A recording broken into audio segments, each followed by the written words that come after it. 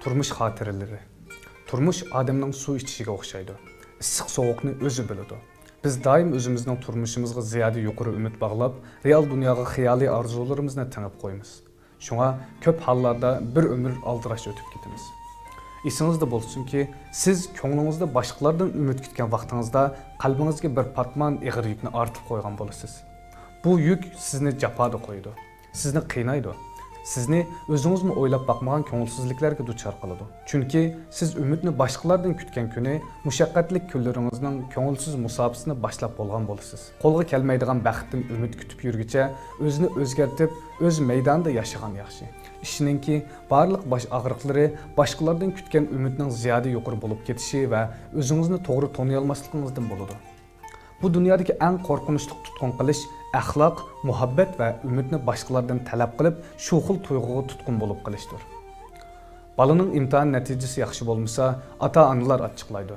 Balalar almoqchi bo'lgan o'yinchiqni ota-onalar ilib bermasa, balalar xushal bo'lmaydi. Xizmatchilarning natijasi odatdagidek bo'lsa, rahbarlar nihoyat achchiqlanadi. Ommaviy avtobusda yashanganlar o'zini yeshicho'ng, boshqalar holimdan xabar olish kerak deb qaraydi.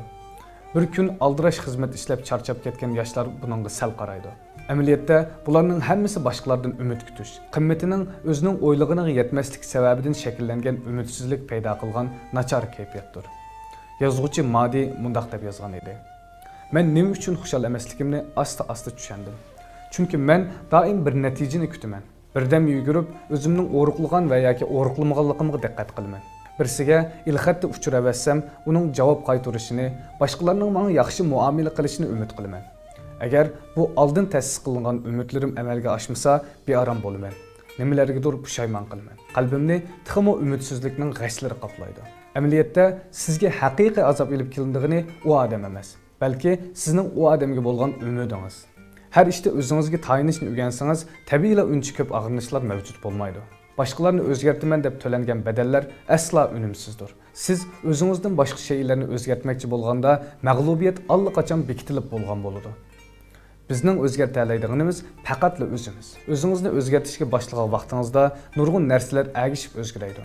Baxtli bo'lish bo'lmaslik tashqi sharoitga bog'liq emas, balki kishilar qalbiga bog'liq.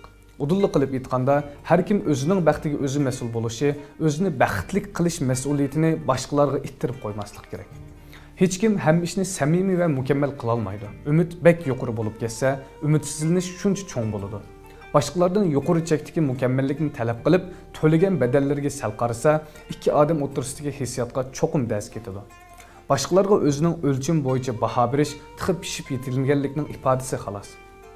Başqalar ko'zingizga sig'magan chaqda boshqalarni qanday qilib o'zgartirishni o'ylamay, balki o'zingizni yuksaltirib, o'zingizning qalbini tavlang. Ruhiy holatingiz yaxshi bo'lsa, tabiiyla hamma narsani qabul qila olasiz. Haqiqiy pishib yetilgan odam o'zining azobini va xushalligini davrang solmaydi. U sukut ichida izchil o'zini o'zgartib, cheksiz mukammallikka yaqinlashadi.